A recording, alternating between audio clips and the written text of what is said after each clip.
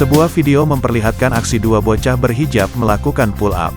Video ini dibagikan oleh akun Instagram @jakarta.keras, Senin, tanggal 28 Maret tahun 2022.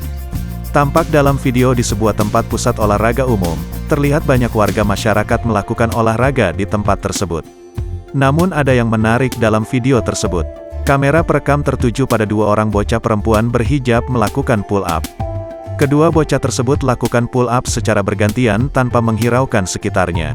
Sontak aksi kedua remaja berhijab itu menjadi pusat perhatian yang berada di sekitar taman. Sontak video tersebut mendapat beragam komentar warganet.